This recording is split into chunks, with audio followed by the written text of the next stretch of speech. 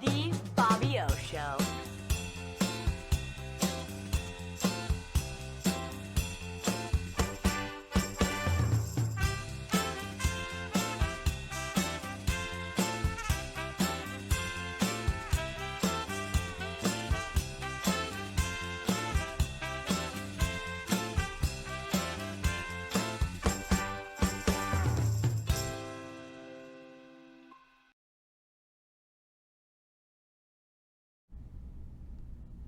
Welcome to the Bobby O Show.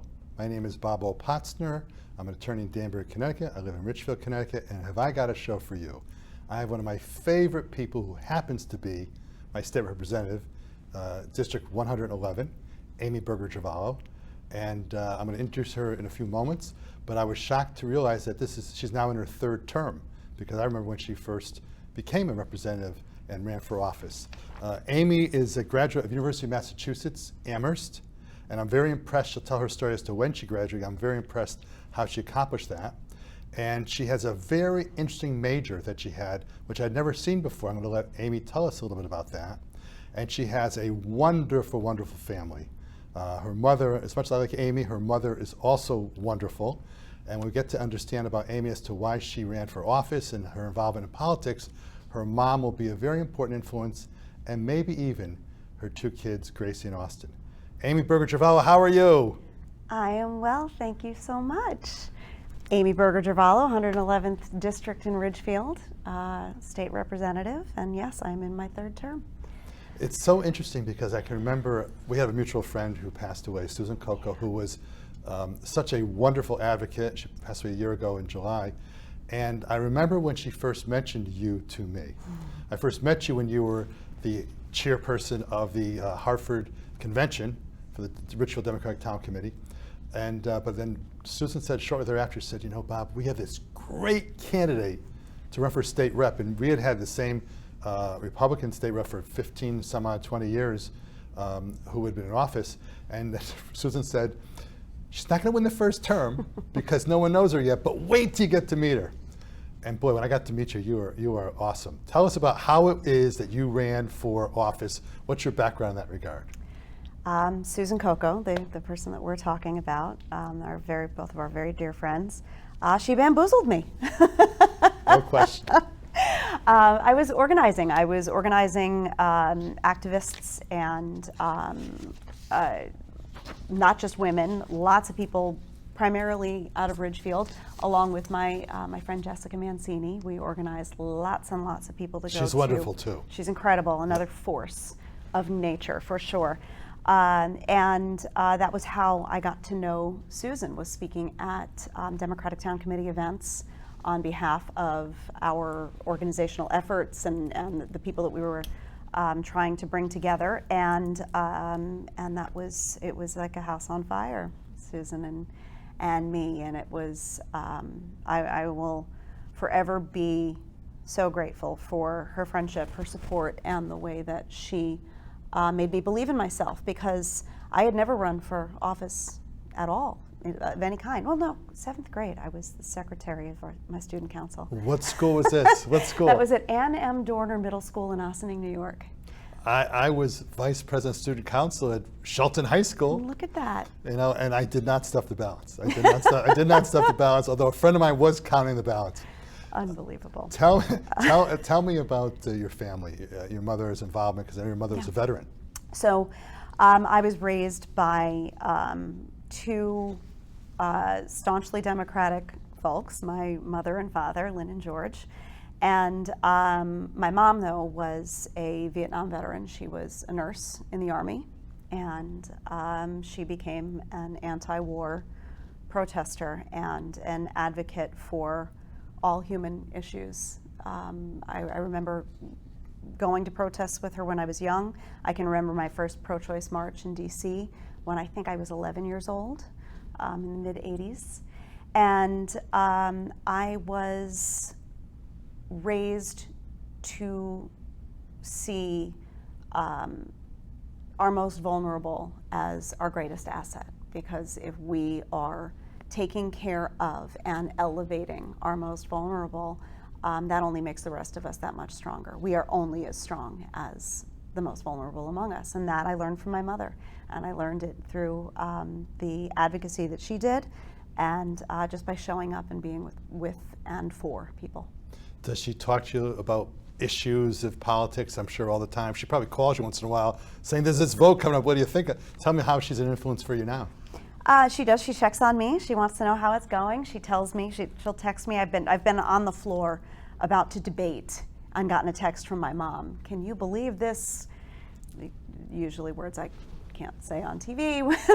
She's texting me just to see if I'm aware of what's going on nationally, what's going on in the state, and then also asking, well, what about that bill that you proposed? What about this one? Where's that stand? And so she's always still very involved and eager. I mean, she's super supportive. I have a sister as well who is not political necessarily, also really supportive, but my mom has always been, and my dad too, 100% in their kids' corners. And they raised me to be that way with my own kids. You have two, speaking of your kids, you have two very impressive kids. And I've known, I can't believe Gracie's like 24 now, I guess, right? Graduate of University of Delaware. Yeah. And I think I first met her, she may have been like in middle school at East Ridge or probably East Ridge. Scotts Ridge. She was at Scotts Ridge, okay. So, but tell me the influence that she has on you, because you two guys are like best of friends. I'm not sure who's the older sister, you or her sometimes. I have always said, whatever age she is, she's been raising me that long, because she was born to be a nurturer and a guardian, and that's what she does. It's what she does for her friends. It's what she does for strangers. But she is also, she's a strong political influence for me because she is also more mindful. You and I both, in our two generations, we were raised at a time where there were things that we would say that we meant no offense by them, but we don't realize that now some of the terms that we may have used are highly offensive to many people. And my daughter is the very first one to signal to me if if I walk into a room full of women, I'm like, hey guys. She's like, look, Ma, knock it off. I went to, I think it was your nomination, for the most recent election last term. And I believe Gracie spoke. Yeah. And Austin played guitar. Yes. And I went up to you, and you and I have this great relationship. You and I can say, I can't use the S word, but we don't talk to you know what. And if I'm wrong, you're going to tell me. And if I don't agree with you, you're going to tell me. But we're like water off a duck's back. It just goes off. But when I heard her speak, I went up to you afterwards. She was phenomenal. In fact, I was going to vote for her, but I didn't want to do a write-in count. And I can't remember the word she used, but she was very effective. You had tears in your eyes. I remember. Do you remember that day? Do you remember? I do. And then Austin was playing the music, and he's a very talented. He's in Rhode Island School in Roger Williams. Yeah, Roger Williams. that's right. I have a good memory once in a while. You do. About to start his sophomore year. And tell me the influence he has on you in terms of your either personally or politically. He is. I get teared up when I talk about my. Oh, my good. I might kids. get a hug if I have to stop you from crying. He is the dearest, gentlest, kindest human being I've ever known, and just seeing his face reminds me when sometimes I am starting to get maybe agitated or a little frustrated by whatever debate is happening or adversarial conversation or fight. He reminds me to soften, and not soften in my position, not soften in my stance, but to soften myself back to where I come from, which is, all of the things that I want to do. It's part of my makeup, it's part of my heart, and it's part of the softness that my mother raised me to have. And Austin's existence reminds me to do that. You're going through now what we all go through, and that is now there's no kids home anymore. I mean, they maybe can come home on Christmas and Hanukkah and whatever, not the same. How did you adjust to being without your two kids? Well, I'm very fortunate that I have an extremely supportive partner. My significant other, Jeff, is, I'm a very, very, very lucky woman. And He's lucky too, I got to tell you. Hey, Hey, well- Jeff, you're very, very lucky. Jeff Bobbio said so. we are both extremely lucky, and but he lives very close by. We see when he's not traveling, we see one another, most days of the week, and so the loneliness doesn't necessarily set in, I think, the way it could, especially being divorced. It's such a gift to have these three people on my team, because they're the three best people, if you ask me. When I took my son Matt, we took our son Matt to Lehigh. He was the first to go to college, and we drove up. And what Lehigh does is they have fraternities and sororities. And so if you're a guy, then all these girls come to help their. And as soon as those girls all came, see you later, Dad. And when Jessica went to Miami of Ohio, one of our neighbors, when Jessica was a freshman, one of our neighbors had a senior at Miami of Ohio. And we got to Miami of Ohio, in Oxford, Ohio. And we drive up, and the neighbor's kid calls like 10 minutes later. And Jess says, bye, I'll see you later. And that was the realization. But it's hard. But the relationship you have with your kids, I can tell by the bills, and I have in front of me some of the bills that you've introduced and your positions you take, that those kids, and your mom, and your own self, because we are ourselves, but you also have good influences, impact the kind of bills that you support. And in what way do they impact that? Well, I am a mom, and so I see most of this legislation through the lens of being a mom and a caregiver, and so that means I am keenly aware of educational legislation, of legislation that will put food on families' tables. I, as a single mom, and I have nothing bad to say about my ex-husband. We extremely strong co-parenters, but when you suddenly go from one household to two, it's expensive, it's difficult to do, to hold on to a house as small as my little house, my beautiful little house is. It is a beautiful house. But it's a tiny little house. It's small. In Ridgefield. It is really hard to hold on to that, and I am so grateful for the support that he gave in helping me to be able to stay there so that I could continue to represent my district. That's huge. But also, it just made me wildly aware of how difficult it can be for single parents, and how difficult it can be just to feed and clothe your children, especially now, and to put them through college and all of that, to buy them sneakers. Yeah. Sneakers are only like $300 a pair now. That's insane. But it's interesting. I do a lot of divorce work, and what you just said, you could be a role model, you and your husband. When I've met ex-husband, and I've met him, and he's a gentleman to me. He was always a nice guy. Very nice guy. Yeah, and what you guys have done is very important. I tell many of my clients, let's not fight about that extra 5 minutes on a Thursday night versus 10 minutes on a Sunday night. What's important is when your kids graduate from college, they invite you both to graduation parties. Do you, That's right. when they get married, if they get married, whatever, do you have bride, groom, and then you have a sort of subsection of that? I had a case one time where the kids ended up going to like University of Hawaii and University of Alaska. And I said to the people later, I said, why do you think they're going to those schools? What do you Why are think? they going so So far away? I can tell that you carry over your lessons from your mom and dad and what you've learned yourself into both your family life and your political activities. It's very, very important. And you were talking about some of the bills, and I mentioned what you did, and I went through, I was doing my homework, and I just was picking out some of the bills that you had been part of the procedure of having the bills endorsed by you.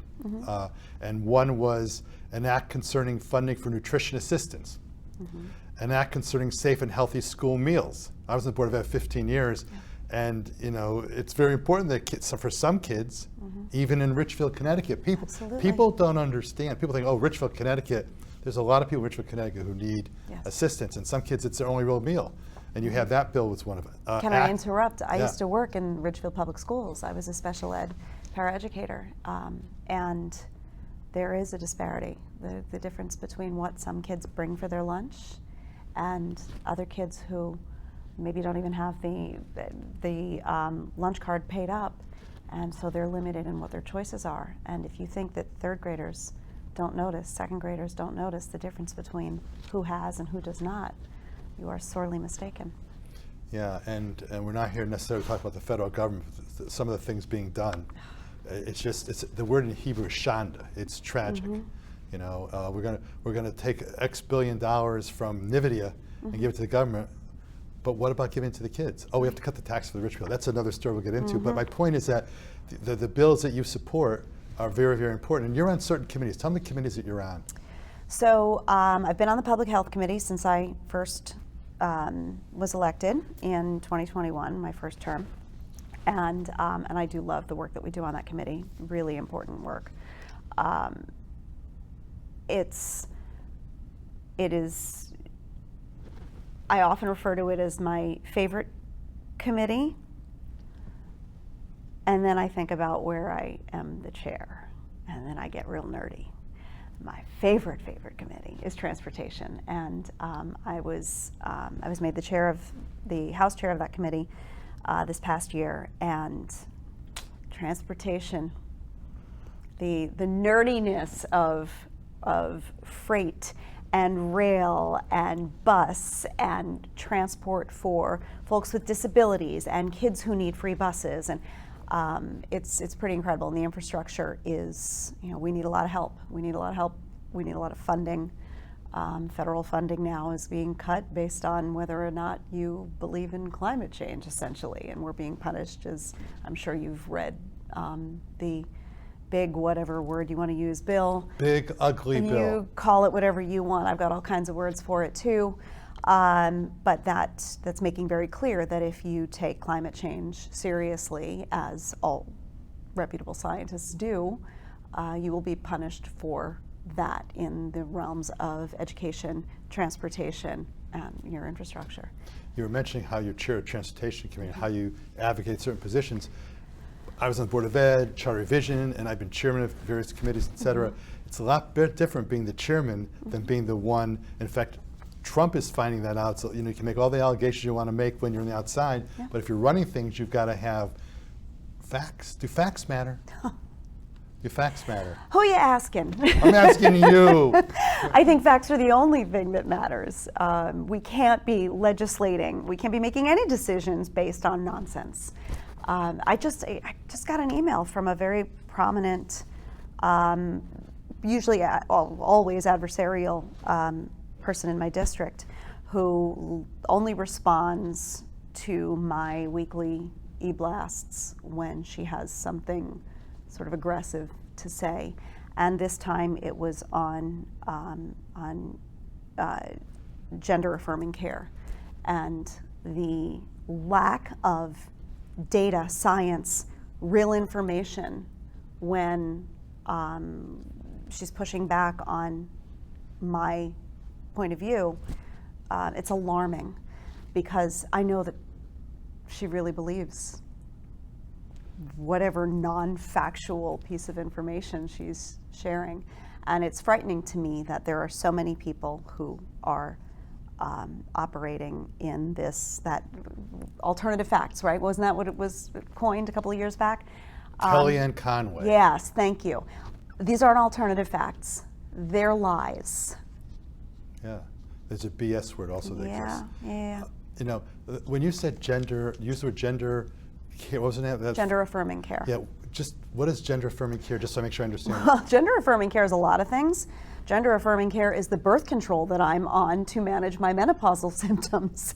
That's gender affirming care. But what we're talking about, and the thing that people use as a political battering ram, is typically in the conversation around children who are transgender. And the treatments, you know, they often refer to mutilations, which are not happening to 8 and 10 and 12-year-olds. This is insane, but that's what they're talking in about. fact, you had a bill, an act concerning the prevention of female genital mutilation. Can you explain to me, I don't want to sound stupid, I don't know what that means exactly. Well, I mean, genital mutilation is you're removing parts of women's genitalia, and it is forced under certain government situations. And we, we're not seeing that here in the way that it is happening in many other countries. In Africa, but, yeah. Yes, but we need to be sure that we make very clear that that is an unacceptable practice. That is not the same thing. That is forced genital mutilation on women. And it is a way to create a subservient population of women. I don't understand where all this anti-women movement, and you could say a lot about this, but when I went to Duke for law school, of the top 10 of my class, 5 were men and 5 were women. Mm-hmm. Okay, my mother had a right to vote. Why couldn't she? What is going on here? I don't understand. Educate me, because it makes no blanking sense to me. I mean, you're no different than, you have your vote means just as much as mine when you go in the So then you would disagree with Pete Hegseth's sharing of the post the other day. Did you see this? He shared a post from his church. The church that he of which he is a member, and they want 1 vote per household, which essentially means a woman. Well, he said very clearly, the woman would be expected to give her vote to her husband or father or brother. And to that, I have many, many words, but I'll just keep it at a hell no here. We are 51% of the population. But why, I don't understand, why would any, Hegseth, by the way, just so you know, he might be the worst. He might be the worst. And I say might because there's a few others who might be just as bad as he is. Robert Kennedy Jr., we'll get to that in a few moments, okay?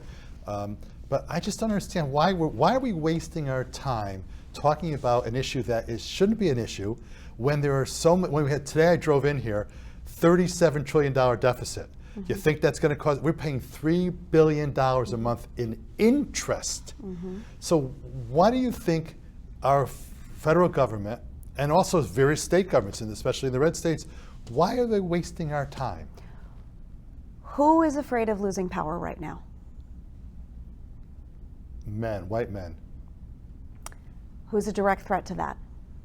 Women. That's it. That's it. They want to keep control. And I'm not sitting here telling you that I have any, I have only ever been married to white men. I love white men. They're wonderful. Sometimes. But sometimes. But there are political ramifications here. And when the only people in power are white men, we've got a problem. I have a theory. Want to hear my theory? Yeah. Barack Obama. Mm-hmm. Barack Obama, who I think was a great president. I love Barack Obama.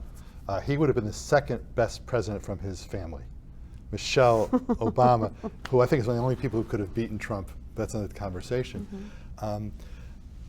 We have to accept everybody. We have to accept everybody as being equal and being deserving of due process. I agree. And it really makes no sense to me. Look, we have, what we have right now is we have a group of people who are politically very good at the divide and conquer.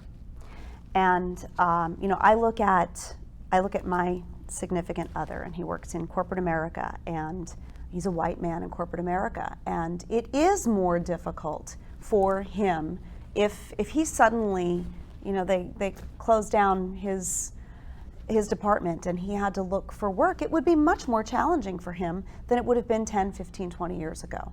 I understand that. That is real. And what these political, the people who are wielding the political battering rams are doing is they're telling men that your enemy is anybody who is trying to take your job. I mean, why do you think all of this ICE stuff is happening? The idea that that jobs are being taken by folks who don't look like them. These are jobs that generally white men aren't doing anyway. Well, when I said Barack Obama, let me just finish that thought, which was the fact that an African-American man mm-hmm. won his election. I think we've always had the fringe groups. I don't know what the percent is, 25, 30, whatever percent you want to say, who are still fighting the Civil War. Okay. And that's why we had the insurrectionist statute in the Constitution, which somehow Trump didn't fall into, but that's another story. But I think because Barack Obama won, it cause people to become afraid. Oh my God. And in X number of years, white men are not going to be the majority anymore. Deal with it. So that's why I want to make sure you That's understand. it. No, and I do. I understand That's what it. I would remember the Absolutely, Barack and Obama that's thing. exactly what I don't disagree with you. And it was used. It was used as a way to get us to battle one another. And one other problem we have, I think, and not just in Connecticut but nationally, is that for too long the under ticket, by that I mean anything below U.S. Congress or U.S. Senator, people sometimes avoided and didn't think at. When I was on the Board of Ed, I ran for 5 elections. I won 5 elections. I'm not sure how, but I won. The thing is, at the Board of Education, we're dealing with people's kids right there, and we're accountable. Mm-hmm. We're accountable. So if our class size used to be in the contract, we tried for 20, I think, at certain grade levels. If we went to 22, darn next meeting we'd have like 10, 15, 20. You were there sometimes yelling at me, not yelling, no. yelling. But we have to deal with things. But when you're in Congress now, we're accountable. You could lose the next election. In Congress now, I'll use this statistic. I just made up the number. I'm going to say roughly 30 to 40 congressional seats in Washington, D.C. are up for grabs. The other 400, 390 seats, it's only a primary situation. You're going to get Marjorie Taylor Greene out. You can't get her out unless you win in a primary, right? Because the Democrat has no shot. And if we continue with what's going on now in Texas and maybe California about this gerrymandering situation, we're going to have maybe 15 or 20 seats up for grabs. And that's where you get diversity, not as being a good thing, but rather, well, you disagree with me, so you're tough luck for you. And that's where democracy is at risk. Do you have any comments about that? So gerrymandering has only happened under Republican guardianship. It's the way it has worked in recent history. And we have, as Democrats, we've always relied on the rules, right? Like, we're going to play by the rules. And the idea that Texas is going to do this in the middle of there's a very real prescribed 10-year window in which we leave it as it is, and then at that 10-year mark, based on the census, then you can redistrict. We do it here in Connecticut. Now, our redistricting here is a bipartisan. The whole procedure is done in a bipartisan manner, which is why the only times you see very oddly shaped district are because we had to create a new one, and so you had to take a little piece from here, here, or here. It's just not the case here. But when we're talking about Texas breaking the rules, changing the rules in the middle of the game, and if we don't respond in the same manner, we're giving up. We're doing whatever version of complying in advance we've talked about not doing when it comes to some of the more fascist and authoritarian and oligarchy type nonsense that's been coming at us from the White House. You don't comply in advance. You fight it, and you fight like hell. You fight in the streets, and you have to fight in your state houses. You have to. And so what Newsom is doing, which is saying, okay, if you're going to break the rules, we're going to break the rules. And he's not saying he's going to do it in advance. And by fighting, you mean figuratively. You mean arguing. Well, yeah, I'm not talking about getting out in the streets and punching each other, but or worse. I just want to clarify. But yes. It is time for us to start being as tough as the opposition has been. Couldn't agree with you more. I couldn't agree with you more. We can't just, look at Merrick Garland, okay? We had an Attorney General from Biden administration who may have been one of the 3 worst, in my opinion, in our history. He wasn't going to play politics. He was going to play politics, but he did play politics. He played it reverse politics. And if he had done his job and done an investigation a year after he was in office, not waiting until the January 6th committee did something, we might be in a whole different situation in America. And I never dreamed. My father was Republican. He voted for Barry Goldwater. But he fought in World War II. He was on a ship in Okinawa, whatever. The Gravy was in the Navy. When I went to Yale and didn't apply to Naval Academy, I think he was disappointed, because that's what he believed. he would be rolling over in his grave right now. He believed in our country, and somehow we don't have that anymore. We can't have disagreements. We can't talk about things. And I don't know how we're going to get out of this mess. And you say fighting fire with fire. We have no choice. We have no choice. How can you have a president of the United States who says the states decide everything, the states decide everything. When it comes to abortion, the states decide everything. But then, you know what? I'm telling you, Georgia, I want 11,700 more votes in Georgia for the election so I could win 2020. Yeah. Oh, and Texas, by the way, give me 5 more seats. What the? Just saying it out loud, like it's nothing. And somehow, if I'm going to rob a bank, if I tell you, hey, Aimee, I'm going to go rob that bank tomorrow and do a video of that, that's okay.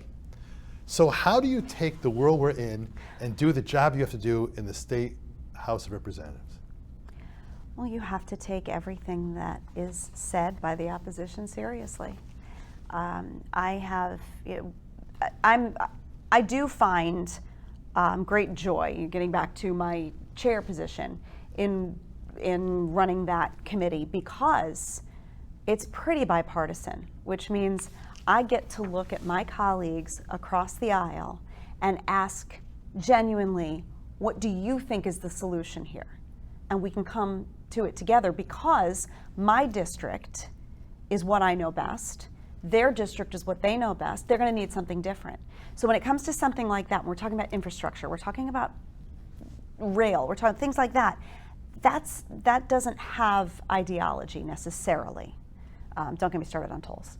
But when we're talking about issues that affect humans directly, healthcare, education, discrimination, looking at, I mean, we're going to overturn Berger-Girvalo now.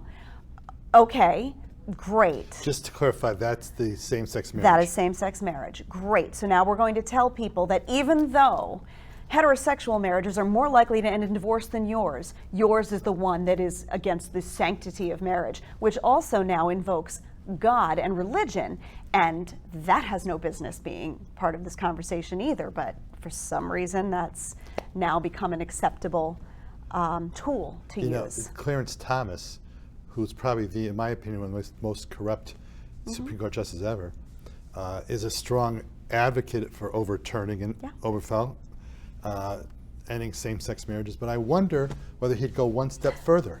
You know, what's the one step further? Gee, where are you going with this? Where I'm going with this is that he's married to a white woman. Yes. And is he going to overturn, what's it, Lovejoy? I think that's Lovejoy from Virginia, I think that's the case. Of course he's not going to go there, because why would people? I don't say of course when it comes to him. Well, when I say of course he wouldn't go there, because I'm referring to the fact that it's him involving him. I know. Totally directly. I know. It's just beyond comprehension. But we have to be able to have very real conversations, which can become arguments, which can become pretty heated, without backing down when it comes to this now. And when you want to introduce, because your side is resting its laurels in whatever pile of lies and misinformation you have, it is our job on the other side to debunk, break down, and call it out as lies and nonsense immediately, and not be polite about it anymore. When I was on the Board of Education in Richfield, I was actually 9 years in Shelton, where I grew up, and 6 years in Richfield. And in the Richfield Board of Ed, we had a solid, I want to say pro-education. We were all pretty much pro-education, except for a couple people on the Board of Ed with me in Richfield, but pretty much solid. 5 votes that were really pretty much pro-education. 3 were Democrat and 2 were Republican.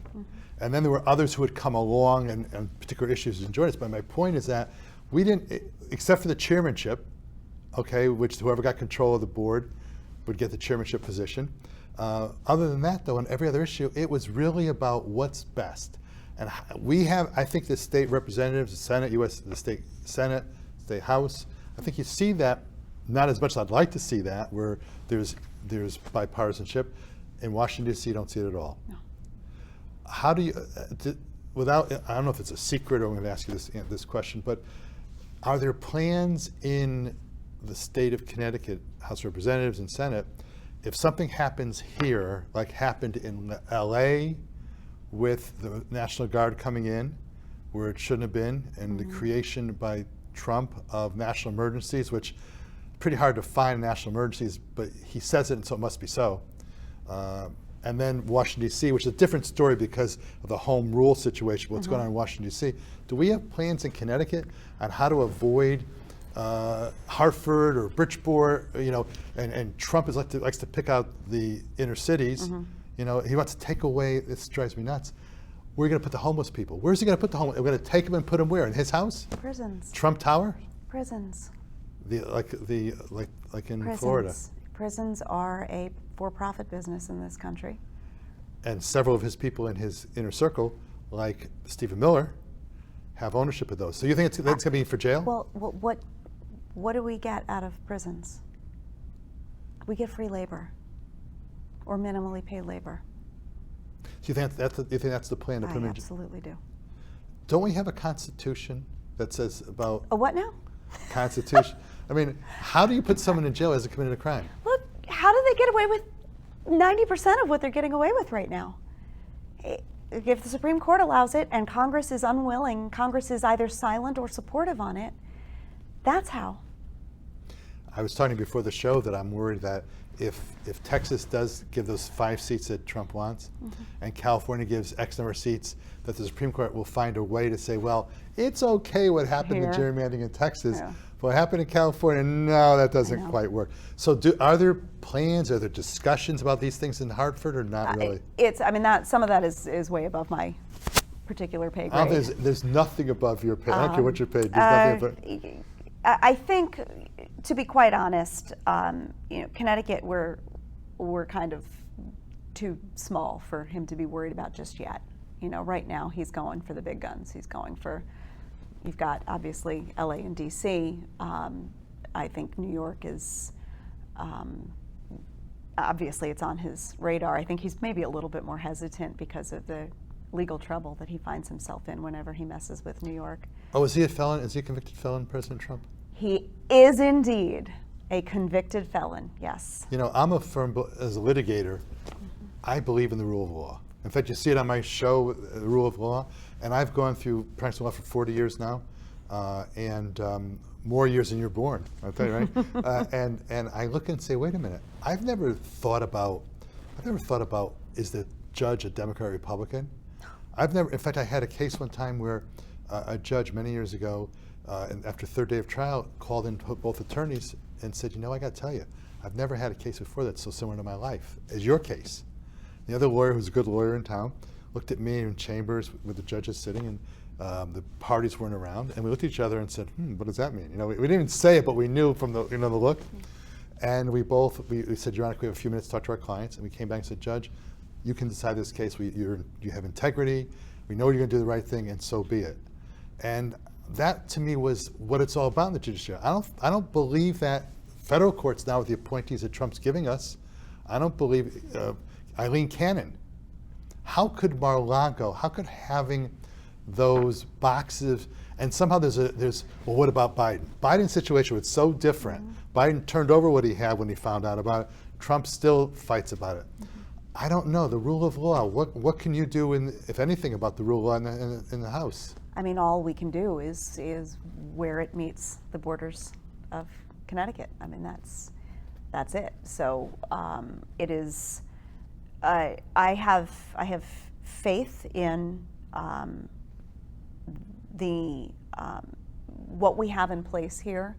It makes us one of the most desirable, one of the most safe states for, not just for vulnerable, but we're doing everything we can to make ourselves a state where businesses will be welcome. So if you have a business and you don't want to put yourself in a red state, you're going to want to come here. And I think that all of that applies also to broadly to the rule of law. And we take it very seriously. I think we have a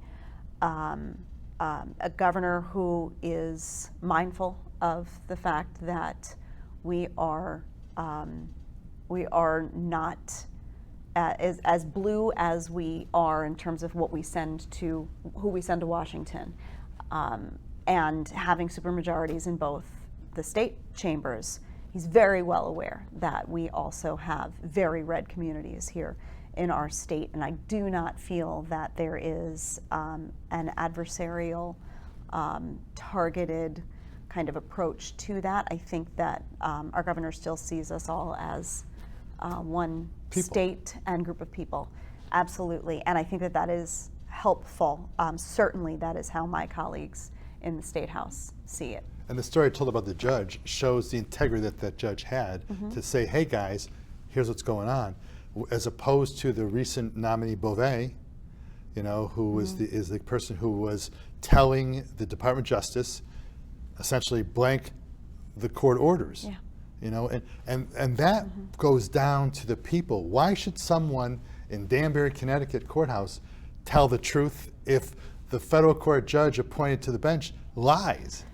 You know, and I think it's all part of a plan, quite frankly, to have lack of faith in our government. Well, of course. It's all about that. Absolutely. And you know, the whole idea that it was Bannon who talked about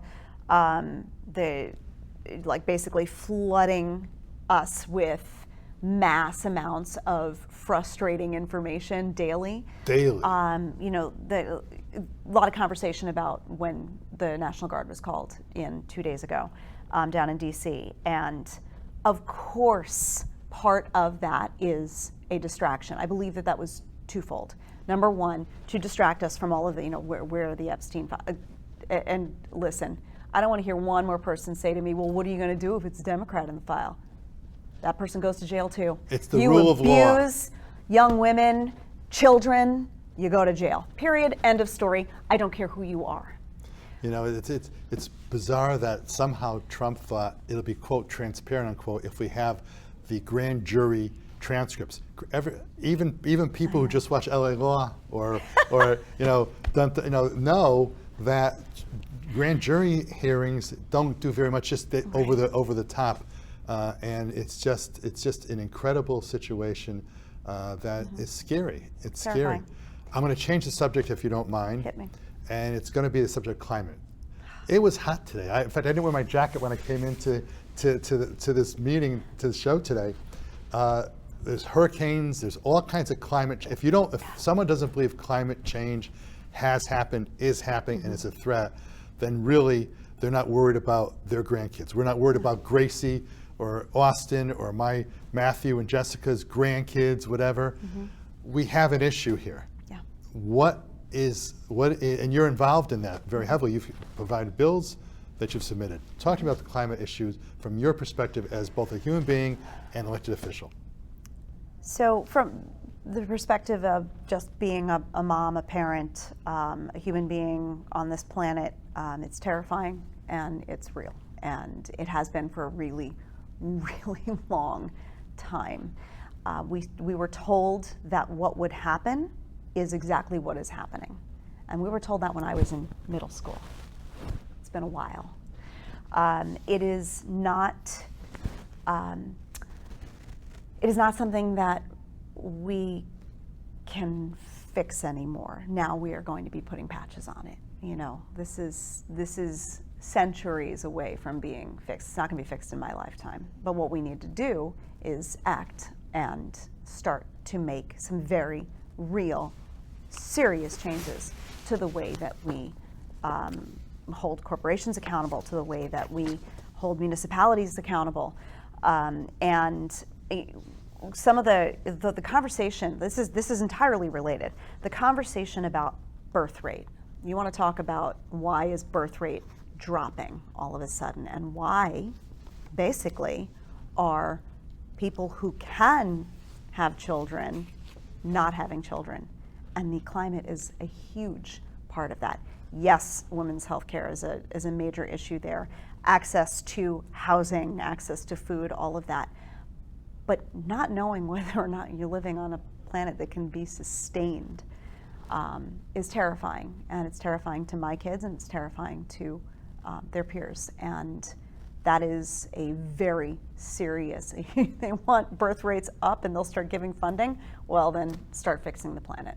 Well, let's see. I think the theme from this current administration is that we want more kids, but I think they want certain kind of kids. Okay. Why don't you elaborate on that? Are you interviewing me? Okay. You're wonderful. You really are a wonderful lady. Yeah, they want more white kids. Okay, which is embarrassing to me. Yeah. It's embarrassing to me that somehow someone's better than other. I don't think God thinks any of us are better because of our skin tone or whatever. But yet you want to have us to have more kids, people more kids. But what about funding for kids who need like food? What about food of 10 minutes ago? About nutrition, about those kinds of things. What about those? What about those issues? I mean, how can you say I want to have people have more kids, the right kind of people? I'm not saying the right, it's not my view of the right, Right, it's I their know, view of the I right kind of understand. person. But yet we don't want to give funding for poor kids. I'll give you an example, by the way. My grandson, I have 2 grandkids now, one 3.5 and one's 6 months old. And my daughter calls me the other day and said, hey, I got a double shipment of food for a kid between 6 months and 1 year, and it's got to be eaten within 12 days. So I made a phone call to someone who was on my show from the Methodist Church in Danbury, and I said, hey, I've got some thing.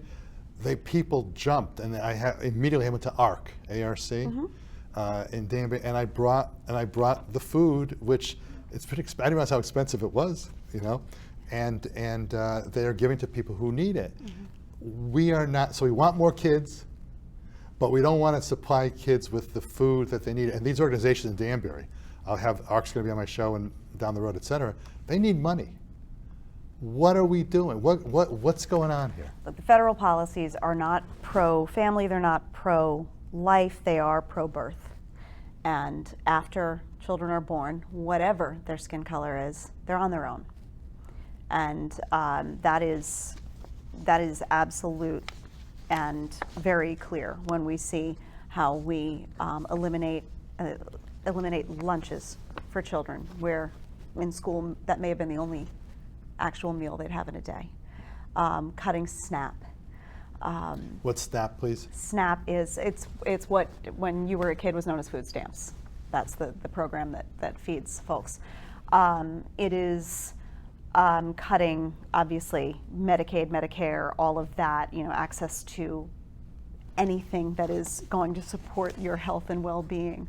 All of that is under attack, and then we're left to the states having to pick that up. We're fortunate in, with all of the cuts that are being made federally and delivered to the states, and even clawing back money that was originally promised, education is a smaller percentage than these other spaces. SNAP and Medicaid are going to be hit in a terrible, terrible manner. And then when you add the political piece, so we're talking about medical care, the way that they're defunding all Planned Parenthoods, no federal dollars can go there. 60,000 women in Connecticut get all of their care from Planned Parenthoods in this state. That's Wow, I didn't know that. Yes, 60,000. And only 10% of that is abortion care.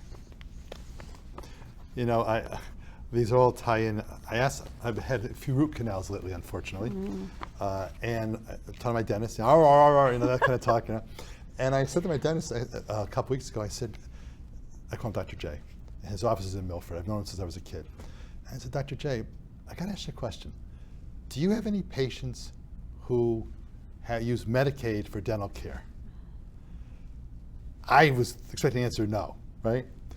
He said to me 35% roughly was a rough number he gave of kids 12 and under in the Milford, Connecticut area use Medicaid to get dental care. Yeah. If I weren't filled up with Novocaine, I would have screamed. Right. But think about, well, you think about it all the time, that's because you're a great human being, but think about that. The Medicaid cuts that are happening, all to, let's be candid, it's all to save multi-billionaires, not even millionaires, multi-billionaires. Trump only paid $750 in taxes 1 year, but there's no money for these poor kids who that's all they had. So what are you gonna do, have a kid get an infection? And so there, let me tie this into you. This is what I want to tie into. They keep saying in Trump's administration, the states should do this, the state's responsibility for that. We don't want to use FEMA, it's the state's going to do it. Well, if you take the logical response to that, if the federal government wants to delegate things to the state, then our taxes should go down to the federal government because the things that we funded for FEMA and Medicare and Medicaid, et cetera, should come back to the states so our tax rate in Connecticut maybe instead of being 7%, whatever it is, maybe it should be 17%, but our federal rates, in my theory, instead of being 37% of the top rates, maybe it should be 27 and go down. Does that make sense what I just said to you? Oh, it makes perfect sense to me when you consider how much of our taxpayers pay into red states. What the federal taxes that you pay here in Connecticut, a large portion of that goes to support states that have nothing to do with us.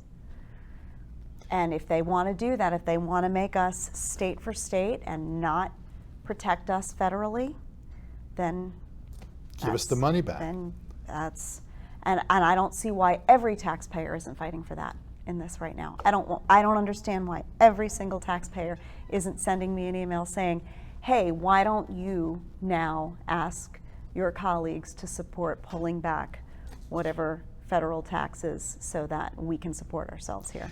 Can I suggest you go onto Fox News and make that statement so you understand? You know, when I was on the Board of Ed in Richfield, if you take Richfield to the state of Connecticut, it's a good analogy to the Northeast to the southeastern states.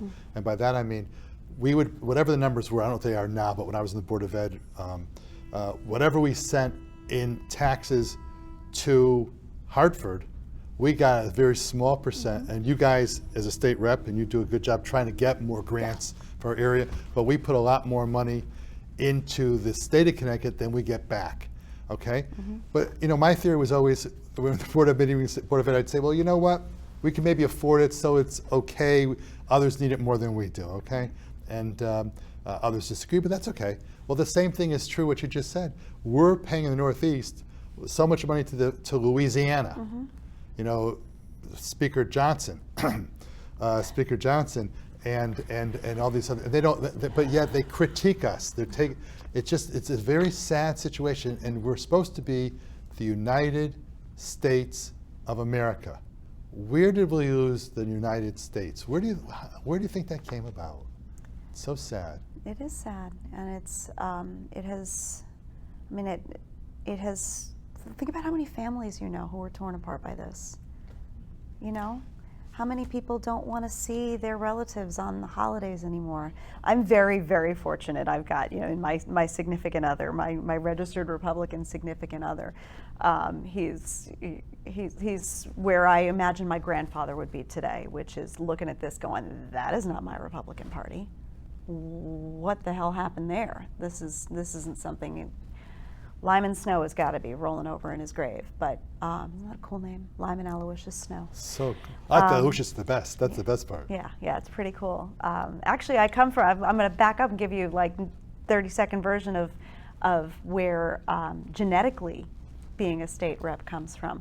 My grandfather's great-great-great aunt, I believe, she was the first woman to run for state rep in Alaska, and the first woman to win her second term for state rep in Alaska, Crystal Brilliant Snow. Another cool name. Could she replace Lisa Murkowski, who's as big a phony as there may be? By the way, you're going to be proud of me that we talked about women's rights, et cetera. I'm not really, you have Berger-Girvalo, right? My suggestion, both of my kids have my wife's maiden name, Franklin, as their middle name. My kids have that, mine. And that was Bobby O said. I said, wait a minute. I mean, Opatsner. My mother, when I was a little kid, said, when you get older, change your name. I said, you know, but we named, so it's Matthew Franklin Opatsner, but no hyphen. Because I figured for the SATs it'd be too hard with the hyphens. I did that to my kids too. They've got a burger hidden in there. They got a burger. Yeah, it's part of who we are. We don't have a lot more time in the show, but I want to get to a couple of things. Well, let me ask this question. Are there issues that we haven't talked about so far that you would like to have discussed, or should I just go on? I mean, I think that one of the things that we just need to talk about really, really briefly is how important it is for people to get out and support what's going on in municipal elections right now. Who represents you locally is as important as anything, and certainly as important as it's ever been, especially when we're talking about boards of ed and boards of finance. Yeah, that's a very important thing. I'll tell you, many years ago, when I was on the Board of Ed, the Boy Scouts of America came out and they became homophobic. I don't know if you remember that years ago, back in the early 2000s. And I realized that, wait a minute, we allow, at that point in time, if you were a 501c3 organization, you got to use our schools for free. And so I came to, I don't know if you were in town at that point in time, but we had a meeting. I said, you know, I don't think we can do that anymore, because under the Constitution, we're now discriminating. So we can't let people in unless they sign a form saying that they're not going to discriminate. Well, the first time we had a vote on that, it was 1 in favor and 8 against. And the next meeting, a whole slew of kids came in their Boy Scout uniforms, and they were pointing the finger at me, sort of like, you know, it was a whole thing. Yeah. And we ended up changing our policy, requiring that non-discrimination provision to use the schools for free. Now, what happened I got for the board in 2003? In Yiddish, it's "wer weiß," who knows? But I mean, those are things when you talked about electing your officials, you need to know where people stand. Yes. You know, unfortunately, too many times in our local elections, only enough people run who can win automatically, which isn't a good thing. And it's good that you have people who are running who could win and lose, whatever. But there were some very diverse discussions in the debates that happened. I did a debate, I invited Marty Heiser to come on my show. Marty's very conservative, as you know. And I had him on because I want to have people ask different questions. We have 1 minute left, I think, in the show, if I'm reading my clock correctly. And I want to give you the opportunity to, first of all, tell people how they can find out more about you, and also just give the last brilliant thought that you may have for us. This has been a great, by the way, I always enjoy you. I really think the world of you. I do too. Thank you very much. Tell me your last word and how to get a hold of what your theories are. Well, you can find me on my CGA website. Look at that spelling when you post the spelling.